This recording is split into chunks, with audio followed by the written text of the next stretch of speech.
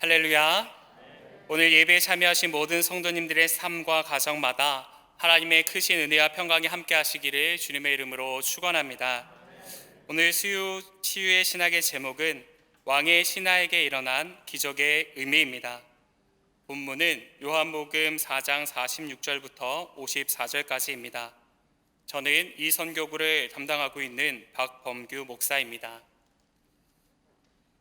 인생은 문제의 연속이라고 할 수 있습니다. 주위를 보면 문제가 없는 사람이 없습니다. 주위 고하를 막론하고 문제들 한두 개쯤은 갖고 있는 것을 보게 됩니다.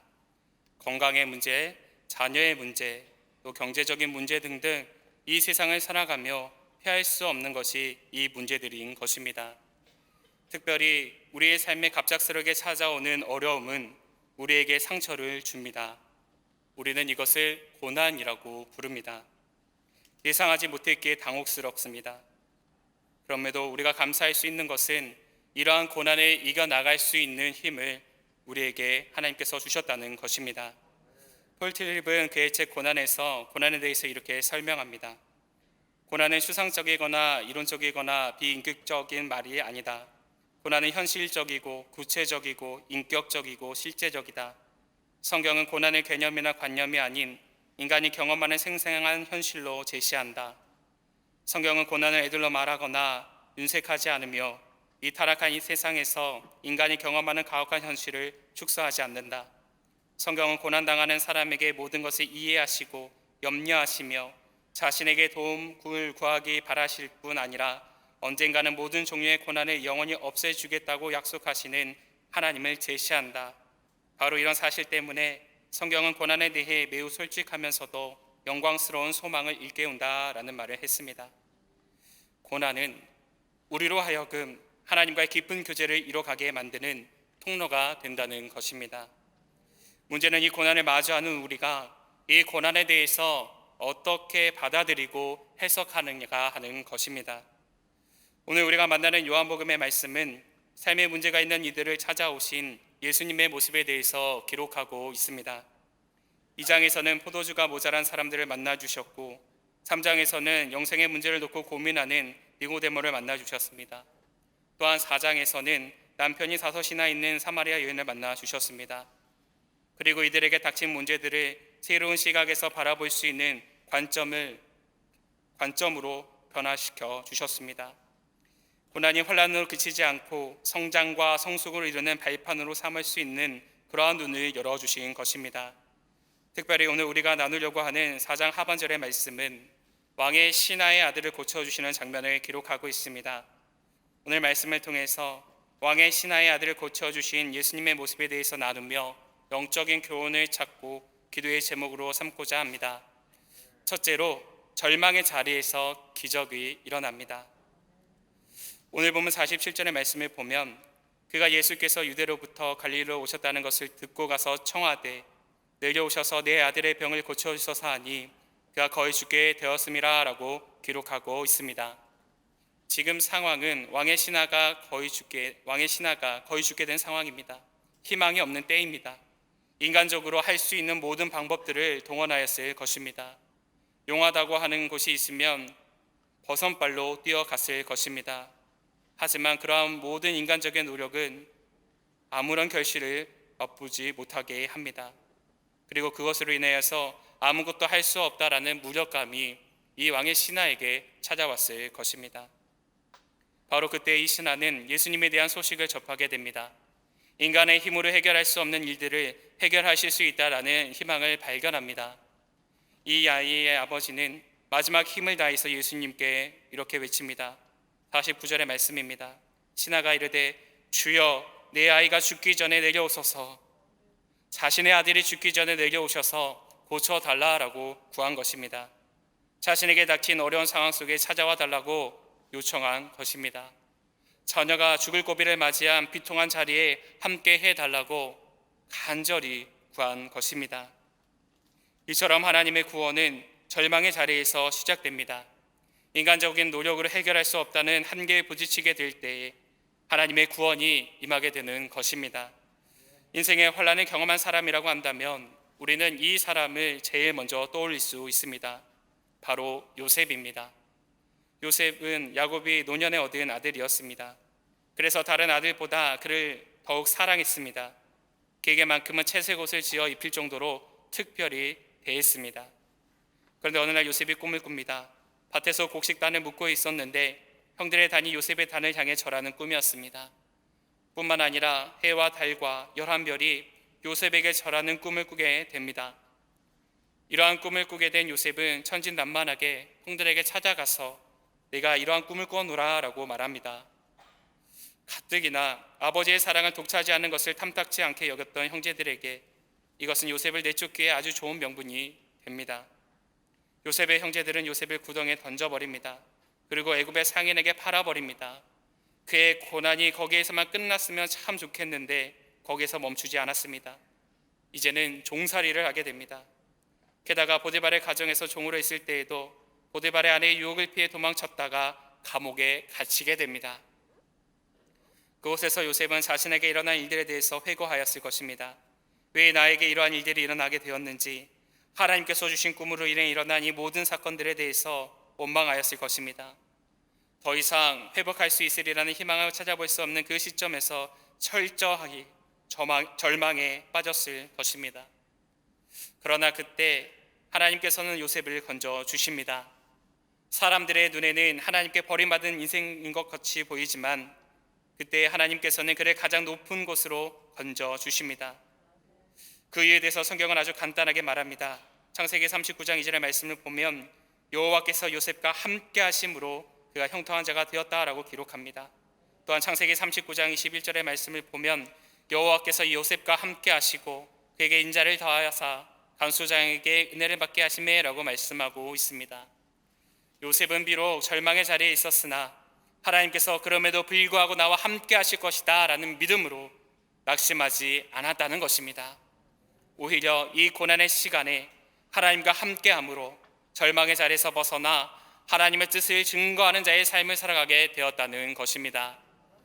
사랑하는 여러분, 비록 우리가 절망의 자리에 놓이게 될지라도 그럼에도 감사할 수 있는 것은 우리가 하나님께 부르짖는다면 하나님께서 절망의 자리에 찾아와 주시기 때문입니다. 인간적인 힘으로는 해결할 수 없는 슬픔의 자리이지만 하나님께서 우리에게 찾아와 주실 때 그 자리는 더 이상 슬픔의 자리가 아니라 치유와 회복의 자리가 되는 줄로 믿습니다. 로니 커닝햄이 쓴 벼랑 끝에서는 용기라는 책에 보면 데이비드 스나이더라는 사람에 대해서 소개하고 있습니다. 데이비드 스나이더는 영국령 버진 아일랜드에서 여름 사역 기간에 여러 섬으로 자원봉사를 나가는 젊은 팀을 감독하는 것을 도와주고 있었습니다. 어느 팀에게 공급할 양식을 사러 멀리 성 요한 팀이 있는 곳으로 갔을 때에 거기서 데이비드는 생각했던 것보다 양식값이 더 많이 들게 되었습니다. 데이비드는 모임에 참석하기 위해 주일까지 성 도마팀으로 돌아가기 위해 모아놓은 돈이었지만 그것을 다 써버려서 수중에 남은 돈이 하나도 없었습니다. 데이비드는 성 요한팀과 함께 기도를 했습니다. 그리고 그들 모두 데이비드가 주일 모임에 참석하기 위해서 성 도마팀으로 돌아가야 한다라고 느꼈습니다. 그런데 문제가 있습니다. 바로 백사스를 지불하는 문제입니다. 떠나야 할 날이 되었지만 데이비드는 여전히 돈이 없었습니다. 그는 여행을 하던 도중에 차비가 마련되었던 기억을 떠올리며 부두를 향해 나아갑니다. 데이비드는 부두를 향해 나아갔고 건너 판자로 올라가기 전에 잠깐 멈춰 섰습니다. 데이비드는 정말 분명하게 하나님의 음성을 들었었나 하는 생각을 갖습니다. 그때 그의 마음 가운데에 잠잠한 목소리가 들려왔습니다. 그래, 가거라. 데이비드는 70명의 다른 승객들 가운데 갑판 위 자리를 하나 발견하였습니다. 그는 곧 옆에 있던 카리브인인 의사와 부인에게 말을 걸고 있었습니다. 그들은 자기들이 사는 섬에서 여행하는 목적을 점잖게 물었고 데이비드는 다른 젊은이들 팀과 함께 사람들에게 하나님에 관해 이야기하면서 그곳에 있는 것이라고 간단하게 설명했습니다. 시간은 빠르게 흘렀고 모든 시간이 데이비드에게 너무 빨리 지나가는 것처럼 느껴졌습니다. 그는 새로 사귄 사람들과 이야기를 하면서 태연한 자세를 잃지 않으려고 애를 썼습니다. 함께 주님에 관한 이야기를 나누고 나서 자신의 밀양자로 붙들리게 되면 그들이 어떻게 생각할까 그런 고민에 빠졌습니다. 얼마 안 있어 데이비드는 선박회사 직원이 백삭스를 받으면서 다가오는 것을 발견하게 됩니다. 데이비드는 계속해서 즐거운 이야기를 나누면서 그 직원이 다가가는 것을 알기 위해 가판 아래를 바라보고 있었습니다. 어느새 그 직원은 데이비드 옆에 다가와서 데이비드를 쳐다보고 있었습니다. 데이비드가 빈 주머니 속을 손을 집어넣고 있을 때에 그와 함께 얘기를 나누었던 그 사람이 얘기합니다. 아닙니다. 여기 있습니다. 우리가 내겠습니다. 라고 말하였다는 것입니다. 사랑하는 여러분, 우리의 힘과 생각으로는 할 수 없는 일이라 할지라도 하나님께서 함께 해주신다면 절망은 기적으로 변화되는 것입니다. 바라기는 시편 37편 23절로 24절에서 여호와께서 사람의 걸음을 정하시고 그의 길을 기뻐하시나니 그는 넘어지나 아주 넘들어지지 아니함은 여호와께서 그의 손으로 붙드심이로다 라고 고백하는 이 믿음의 고백이 저와 여러분의 고백이 되셔서 절망의 자리에서도 일어날 힘을 주시는 하나님의 축복을 경험하시게 되길 주님의 이름으로 축원합니다. 둘째로 믿음의 고백을 통해 기적이 일어납니다. 찰스 스펄전은 믿음에는 세 가지 요소가 필요하다고 말했습니다. 첫째로 지식입니다. 하나님에 대해 아는 지식입니다. 우리가 사람이 믿는다고 했을 때 그 사람의 이름이 무엇인지 어떠한 일을 아는 사람인지는 아는 것이 마땅한 것처럼 하나님에 대한 지식을 쌓을 때에 비로소 하나님에 대한 믿음이 성장할 수 있다는 것입니다. 그 중에서도 특별히 예수 그리스도에 대한 지식을 쌓는 것입니다.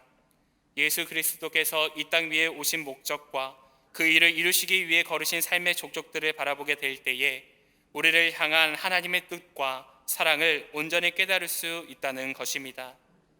둘째로 동의입니다. 지식을 통해 알게 된 사실에 대해서 인정하는 것입니다. 예수님께서 우리 하나님이시고 구주시고 인류의 구속자시고 선지자시고 제사장이시고 왕이심을 마음으로 받아들이는 것입니다. 하나님의 아들 예수 그리스도의 피가 우리를 모든 죄에서 깨끗하게 하신다는 사실을 굳게 받아들이는 것이지요. 하나님은 인간을 위한 예수님의 희생을 완전하고 온전한 것으로 받아들이셨습니다. 그러므로 예수님을 믿는 자는 정죄를 당하지 않게 된다는 사실에 동의하는 것이 필요하다는 것입니다. 셋째는 신뢰입니다. 자신을 자비로우신 하나님께 맡기는 것입니다. 우리의 영혼을 죽이시고 살아나신 구주께 위탁하는 것입니다. 예수 그리스도의 대속의 은혜가 모든 죄를 사하셨다는 사실에 대해서 굳게 믿는 것입니다. 오늘 말씀에서 왕의 신하는 예수님에 대한 소문을 먼저 들었습니다. 소문에 따르면 예수님이라는 분이 본인 집에 포도주가 떨어졌을 때에 물로 포도주를 만드신 기이한 분이시라는 것이었습니다. 이 소식을 전해 들은 왕의 신하의 마음이 움직였습니다. 물로 포도주를 만드신 분이라면 혹시 우리 아이의 병도 고쳐주실 수 있지 않을까 하는 기대가 생긴 것입니다. 곧 예수 그리스도에 대한 지식을 쌓은 것입니다. 또한 이러한 지식은 왕의 신하로 하여금 예수님이라면 우리 아이를 살리실 수 있을 것이다 라는 동의에 이르게 합니다. 더 나아가 이러한 동의는 예수님께 나아가 아이가 거의 죽을 지경에 이르렀으니 와서 고쳐달라라는 신뢰와 고백의 단계로 나아가는 것을 알 수 있습니다. 다시 말해 이 왕의 신하에게는 분명한 믿음이 있었다는 것입니다. 이 신하가 예수님을 향해 나아갈 수 있었던 것은 예수님에 대한 소문을 들었기 때문입니다. 죄송합니다. 여기서 듣다라고 번역된 단어 아쿠오는 듣다, 주의하다, 들어서 깨닫다는 뜻을 가지고 있습니다. 다르게 말한다면 이 신하는 예수님에 대한 소식을 청각적인 작용을 통해 듣게 되었고 예수님이 어떠한 분이신지에 대해서 집중하게 되었으며 예수님이 어떠한 분이신지 듣고 깨닫게 되었다는 것입니다. 바울이 로마서 10장 17절에서 믿음은 들음에서 나며 들음은 그리스도의 말씀으로 말미암았느니라 라고 말하고 있는 것처럼 예수님에 대한 소식을 접하게 된 이 신하에게 예수님이 어떠한 분이신가에 대한 믿음이 생겨났다는 것입니다. 이 신하는 자신에게 생긴 자그마한 믿음을 가지고 예수님께 나아갑니다. 그리고 솔직한 자신의 상황에 대해서 고합니다. 죽을 지경에 이른 자녀가 있다라고 말씀을 드립니다. 그리고 이 자녀를 만나주러 가주시기를 간청합니다. 자신에게 있는 모든 믿음의 고백, 믿음의 분량대로 예수님의 도우심을 구한 것입니다. 브루클린 테버네클 교회의 짐 신발라라는 사람이 쓴 책 푸른 믿음에서 한 사건에 대해서 이야기합니다. 그는 몇 년 전 손녀를 데리고 거리를 걷고 있었는데 노숙자 두 사람이 자기들 쪽으로 오고 있었습니다. 그 노숙자들이 꾀죄죄하고 불량스러운 모습에 아이는 겁을 내었습니다. 그 아이의 작은 가슴이 콩닥거렸습니다. 아이는 할아버지의 손을 잡았다가 이내 할아버지 바지가랑 위에 몸을 감추었습니다. 그리고 말합니다. 할아버지 무서워. 그는 손녀를 감싸준 뒤 아무 일 없을 것이라고 안심시켰습니다. 그런데 노숙자들이 그냥 지나가는 것이었습니다. 신발라는 그때 마음의 기쁨이 넘쳤다라고 고백합니다. 아이가 할아버지를 믿었고 필요할 때에 또 할아버지가 자신을 돌보고 구해줄 뿐만 아니라 절박한 요구를 들어주려 믿어준 것이 기뻤다는 것입니다. 이것처럼 하나님께서 우리에게 원하시는 믿음은 크지 않습니다. 아주 작더라도 진실된 믿음이면 충분합니다. 하나님을 전적으로 의뢰하는 믿음에 하나님께서 역사해 주시는 줄로 믿습니다. 한 번은 귀신 들린 자녀를 고치기 위하여 제자들에게 데리고 왔지만 고침을 받지 못한 사람이 예수님께 나와 이 사실에 대해서 고합니다. 이 말씀을 들은 예수님께서는 제자들을 책망하십니다. 그때 제자들이 예수님께 어찌하여 이 일을 이룰 수 없었는지에 대해서 질문합니다. 그러자 예수님께서는 제자들에게 이렇게 말씀합니다. 마태복음 17장 20절의 말씀입니다. 이르시되 너희 믿음이 작은 까닭이니라. 진실로 너희에게 이르노니 만일 너희에게 믿음이 겨자씨 하나만큼만 있어도 이 산을 명하여 여기서 저기로 옮겨지라 하면 옮겨질 것이요 또 너희가 못할 것이 없으리라. 제자들이 귀신을 내쫓을 수 없었던 것은 제자들에게 겨자씨만한 믿음이 없었기 때문이라는 것입니다. 다르게 말한다면 겨자씨만한 믿음만 있다고 한다면 산을 옮길 수 있는 능력이 나타날 수 있다라는 것입니다. 그러므로 우리에게는 하나님을 향한 진실된 믿음의 고백이 있어야 합니다. 크지 않아도 됩니다. 그저 하나님이시면 이 문제를 해결해 주실 수 있다라는 믿음의 고백만 있어도 충분합니다. 우리에게 이러한 믿음의 고백이 계속해서 이어지게 될 때에 하나님께서 우리의 믿음 위에 치유와 회복의 역사로 함께하여 주실 줄로 믿습니다. 끝으로 말씀을 통해 기적이 일어납니다. 예수님은 자신의 아들을 고쳐달라는 왕의 신의 간절한 요청에 너희는 표적과 기사를 보지 못하면 도무지 믿지 아니하리라 라고 말씀합니다. 어떻게 치유와 기적만을 바라느냐는 책망에 가까운 어조로 말씀하신 것입니다. 물론 이 말씀은 이 신하에게 적용되는 말씀입니다. 처음 예수님을 찾아가게 된 것도 예수님께서 물이 포도주가 되는 기적을 행하셨다는 소식을 듣고 간 것이기 때문입니다. 그럼에도 불구하고 기사와 이적이 우리에게 필요한 것은 연약한 믿음을 가진 사람들이 예수님을 향해 나아오는 통로가 되기 때문입니다. 신앙의 진보를 가져오는 은혜의 수단이 되기 때문입니다. 우리가 읽지는 않았지만 오늘 요한복음 4장의 서두에서는 사람들로부터 외면당하던 사마리아 여인에 대해서 기록하고 있습니다.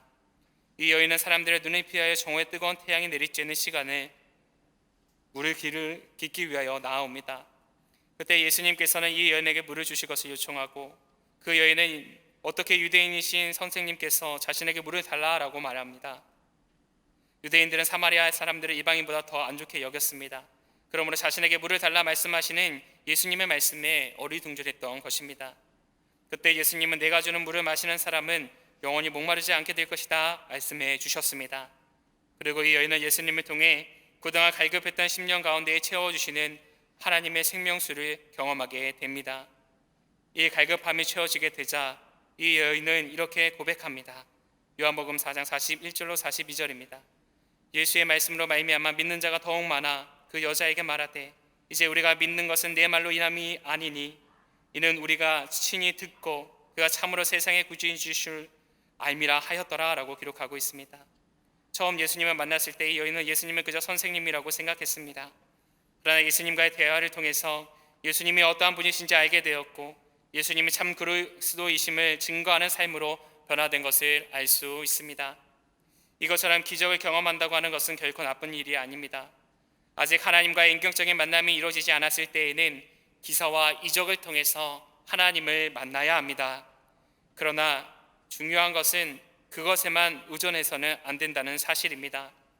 기사와 이적은 예수님을 믿을 때 체험하게 되는 은혜요 축복이지 그것 자체가 예수님이 아니기 때문입니다.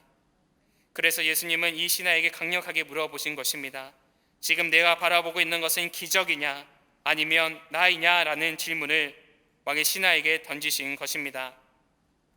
만약 이 왕의 신하가 예수님을 바라보지 못하고 기적과 이적만을 쫓고 있었다고 한다면 아마도 이러한 예수님의 질문에 물러났을 것입니다. 괜히 핀잔 섞인 예수님의 말씀에 마음의 불편함을 느껴 그곳을 벗어날 수도 있었을 것입니다. 그러나 이 왕의 신하는 그 자리를 떠나지 않습니다. 그 자리에 머물러 있습니다. 그의 믿음이 자란 것이지요. 예수님을 듣고 알았던 믿음에서 예수님을 직접적으로 체험하는 믿음으로 성장하게 된 것입니다. 그러니 예수님이 어떠한 말씀을 하셔도 그 자리를 떠나지 않을 수 있었던 것입니다. 예수님은 이러한 왕의 신하의 믿음을 보셨습니다. 그리고 왕의 신하를 향해 50절의 말씀에서 네 아들이 살아있다 하시니 라고 말씀하십니다. 그때 왕의 신하는 그 말씀을 듣고 그 자리를 떠납니다. 예수님께서 말씀하셨으니 그대로 될 줄로 믿고 돌아간 것입니다. 실제로 아이가 낳을지도 또 낳지 않을지도 모르는 그런 상황이었음에도 그 자리를 떠나 아들에게 간 것, 곧 왕의 신하의 믿음이 그만큼 성장한 것을 뜻합니다. 아이를 만나주셔야 우리 아이가 낳을 것이라는 믿음에서 성장하여 말씀만 하시면 우리 아이가 낳을 것이라는 믿음으로 성장한 것입니다. 뿐만 아니라 그의 성장한 믿음에 더해서 한 가지 더 놀라운 일이 일어납니다. 51절로 53절까지의 말씀입니다. 내려가는 길에서 그 종들이 오다가 만나서 아이가 살아있다 하거늘 그 낳기 시작한 때를 물은즉 어제 7시에 열기가 떨어졌나이다 하는지라. 그의 아버지가 예수께서 내 아들이 살아있다 하신 말씀을 그때인 줄 알고 자기와 그 온 집안이 다 믿으니라 라고 기록하고 있습니다. 예수님께서 말씀만 하셔도 아들의 병이 낫겠다고 믿은 그 결과가 그의 아들의 고침으로 끝나는 것이 아니라 그의 가정 모두가 예수 그리스도를 영접하여 구원을 얻게 된 것을 알 수 있습니다. 왕의 신하의 믿음은 말씀의 능력을 확인하는 믿음입니다. 분명히 그는 예수님이 하신 말씀을 믿었습니다. 그리고 그는 그 말씀의 능력이 얼마나 정확하게 역사했는지를 알고 싶어 했습니다. 그래서 아들이 낳기 시작한 때를 물었던 것입니다. 그리고 온 가족이 함께 예수님을 믿게 되는 것이지요. 예수님의 말씀을 믿었더니 그의 가정에 구원이 임하게 된 것입니다. 이것처럼 말씀에는 능력이 있습니다. 말씀에는 승리하게 하는 힘이 있습니다. 사도행전 19장 20절의 말씀을 보면 주의 말씀이 힘이 있어 흥왕하여 세력을 얻으니라 라고 기록하고 있습니다. 하나님의 말씀은 힘이 있어서 계속해서 흥왕한다는 것입니다. 여기서 말하는 흥왕한다고 하는 것은 계속적으로 자라나고 있음을 의미합니다. 계속해서 공격해오는 영적인 공격으로부터 승리할 수 있게 하는 힘이 있다는 것입니다. 우리는 예수님께서 공생애를 시작하시기 전 광야에서 사탄과의 싸움을 하셨던 것을 알고 있습니다.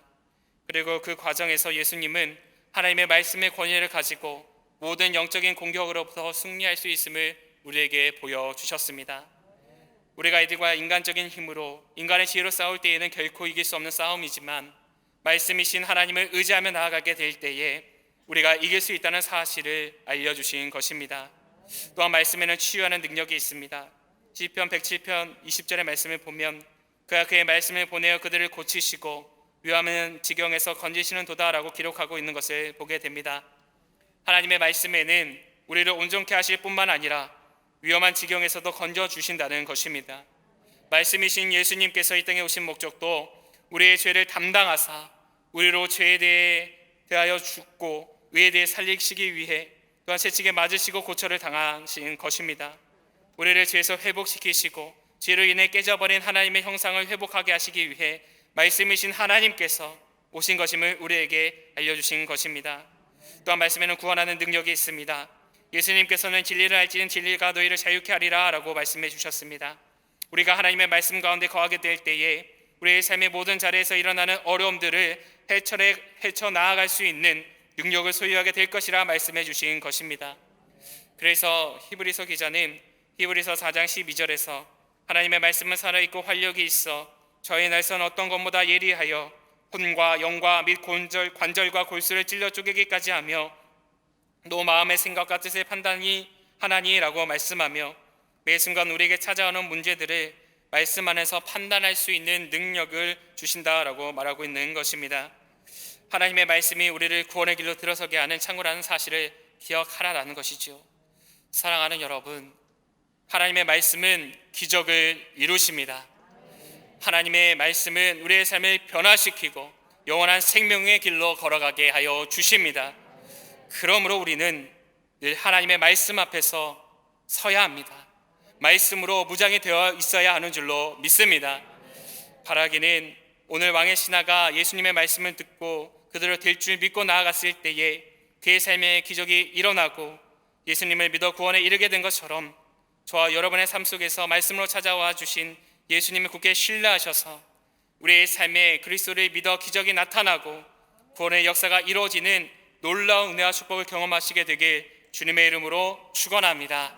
함께 기도하시겠습니다. 은혜 하나님 감사를 드립니다. 오늘도 말씀을 통하여 왕의 신하의 가정에 일어난 기적이 우리에게도 일어날 수 있음을 기대하게 하시니 더욱 감사를 드립니다. 우리가 살아가고 있는 이 상황이 절망적인 상황이라 할지라도 하나님께서 그 모든 상황들을 이겨나아갈 믿음을 우리에게 주신 줄로 믿사오니 이 믿음을 가지고 이 모든 상황들을 이겨나아가는 우리 모두가 되게 하여 주시옵소서. 우리의 마음을 흔들어 놓으려고 하는 거짓 속삭임에 귀 기울이지 않게 하시고 하나님의 말씀 앞에 서게 하여 주시어서 말씀을 통해 부어주시는 힘과 능력을 힘입어 끝까지 믿음의 선한 싸움을 싸워 나아가는 우리가 되게 하여 주시옵소서. 우리의 삶의 자리마다 함께하여 주시어서 승리하는 인생으로 서가게 하여 주실 줄로 믿고 감사드리오며 우리 주 예수 그리스도의 이름으로 기도하옵나이다. 아멘.